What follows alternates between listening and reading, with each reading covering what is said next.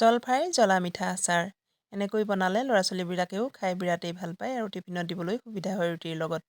নমস্কাৰ এভৰিৱান, মই অংকিতাই আপোনালোকক নতুন এটা ভিডিঅ'লৈ স্বাগতম জনালোঁ। আহকচোন ভিডিঅ'টো কেনেকৈ বনালোঁ ভিডিঅ'টোৰ মাজলৈ যাওঁ। এয়া জলফাই একেলগে লৈছোঁ মই। জলফাইখিনি পকা হয় যিহেতু সেইবাবে মই এইখিনি বইল নকৰোঁ, এইখিনি মই উতলা পানী দিম। আহকচোন ভিডিঅ'টোৰ মাজলৈ যাওঁ, মইনো কেনেকৈ বনালোঁ। ইয়াতে মই অলপমান নিমখ দি ল'ম। এয়া নিমখ দি ল'লোঁ আৰু তাৰপিছতে মই ইয়াত উতলা পানী ঢালি দিম। পানীটো বেছি উতলা হ'ব লাগিব, তেতিয়া ভাল হ'ব, যিহেতু ইয়াত দুই এটা অকণমান টান জলফাইও আছে। উতলা পানীয়ে মই ঢালি দিলোঁ। উতলা পানী ঢালি দিয়াৰ পিছত মই এখন ঢাকোন লগাই দিম ইয়াত। ঢাকোনটো প্ৰায় 1 ঘণ্টামান ৰাখিয়ে মই জলফাইখিনি চালনী এখনত উলিয়াই ল'লোঁ। মই বেছি পকা জলফাই কেইটা লৈছোঁ এইটো আচাৰ বনাবৰ কাৰণে, আৰু বাকীখিনি মই টেঙা আচাৰে বনাম। এইটো মিঠা আচাৰ বনাবলৈ লৈছোঁ। জলফাইকেইটা এনেকৈ মই হাতে পিটিকি লৈছোঁ অলপ অলপ, যিহেতু গোটা গোটা হৈ আছে সেইবাবে।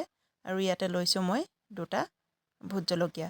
যিসকলে জলকীয়া নাখায় জলকীয়াটো স্কিপ কৰিব পাৰে, কিন্তু মই জ্বলা হ'লে ভাল পাওঁ আৰু আমাৰ ল'ৰায়ো দেউতাকেও জ্বলা হ'লেই খাই ভাল পায়। সেইবাবে মই 2টা জলকীয়া লৈছোঁ, আৰু যিসকলে জ্বলা নাখায় জলকীয়াটো নিদিব। আৰু ইয়াত বেছি তেল মছলা ব্যৱহাৰ নহয়, সেইবাবে খায়ো ভাল লাগে। এয়া এইখিনি মোৰ ৰেডি হৈ গ'ল। তাৰপিছতে মই এখন কেৰাহী গৰম কৰি লৈছোঁ। কেৰাহীখন গৰম হোৱাৰ পিছতে মই ইয়াতে মিঠাতেল অকণমান দিছোঁ। ইয়াত দেখিছেনে? বহুত মিঠাতেল নালাগে, অকণমান মিঠাতেল দিছোঁ। তাতে মই পাঁচফোৰণ কেইটামান দিছোঁ, আৰু জলকীয়া কেইটা যিহেতু কেঁচা হয়, মই শুকুৱাই লোৱা নাই, সেইবাবে মই তেলতে দিলোঁ। তাৰপিছতে জলফাইখিনি ইয়াত দি মই অলপ লৰাই দিছোঁ। এয়া এনেকৈয়ে কম গেছতে বনাইছোঁ, মই কম চিমত দিছোঁ, বেছিকৈ দিলে তলৰ পৰা লাগি আহিব। এয়া মই ধুনীয়াকৈ লৰাই ল'লোঁ। তাৰপিছতে মই ইয়াত এড কৰিম অকণমান নিমখ আৰু অকণমান এয়া ধনিয়া গুড়ি আৰু ৰেড চিলি অকণমান দিছোঁ মই কালাৰটো ভাল হ'বৰ বাবে। এইখিনি মই এনেকৈ লৰাই দিলোঁ।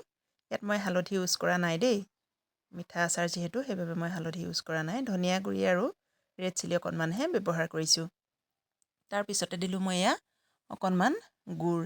এয়া চেনি দিও বনাব পাৰে, কিন্তু চেনিটোতকৈ গুড়টো যিহেতু উপকাৰী হয়, সেইবাবে মই গুড় দিয়ে বনাইছোঁ। আৰু গুড় দিলে কালাৰটোও বেছি ভাল হয়। চেনি দিলে অলপ বগা হৈ থাকে, কিন্তু গুড় দিলে অলপ ৰঙচুৱা টাইপৰ হয়। এয়া দেখিছেনে?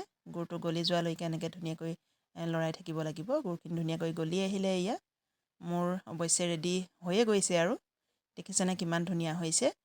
গেছটো কিন্তু কমাই দিব লাগিব দেই, জুইত বনালেও জুই অলপ কমাই দিব লাগিব, নহ'লে লাগি ধৰিব তলৰ পৰা। এয়া বৰ ধুনীয়া লাগিছে নহয়নে?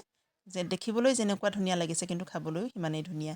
বৰ ধুনীয়া হৈছে। মই বহুত বেছি বনোৱা নাই, কমকৈ বনালোঁ, আৰু বনাব লাগিব। খাবলৈ বিৰাট ভাল হৈছে। আপোনালোকে এনেকৈ বনাই খাইনে জনাবচোন দেই। মই গোটা জলফাইটোৱে অলপ ভাঙি দিছোঁ, যিহেতু ভাঙি দিলেহে মিঠাটো তালৈ সোমাব। এয়া মোৰ জলফাই জ্বলা মিঠা আচাৰ ৰেডি হৈ গ'ল। এই আচাৰটো ল'ৰা ছোৱালীক টিফিনত দিবলৈ বিৰাটেই ভাল হয়। টিফিনৰ ৰুটিৰ লগত অন্য একো নিদিলেও ৰুটিৰ লগত এইটো দিলেই খাই বিৰাট ভাল পাব। আৰু মই গুটিখিনি ৰাখিছোঁ। গুটিখিনি মানে চুপিবলৈ ভাল লাগে। গুটিখিনিত যে জ্বলা এটা সোমাই থাকে, সেই জ্বলাটো মই চুপি চুপি খাই বিৰাটেই ভাল পাওঁ, সেইবাবে মই গুটিখিনিও দিলোঁ। আপোনালোকে যদি গুটিখিনি বেয়া পায়, গুটিখিনি আঁতৰাই পেলাব পাৰিব হাতে পিটিকি লওঁতে। এয়া মোৰ এটা বৈয়াম ভৰ্তি হৈ গ'ল, দেখিছে? ভিডিঅ'টো যদি ভাল পাইছে লাইক কমেণ্ট শ্বেয়াৰ কৰিব। আকৌ নতুন এটা ভিডিঅ' লৈ আপোনালোকৰ মাজলৈ আহি আছোঁ। আজিলৈ বাই বাই।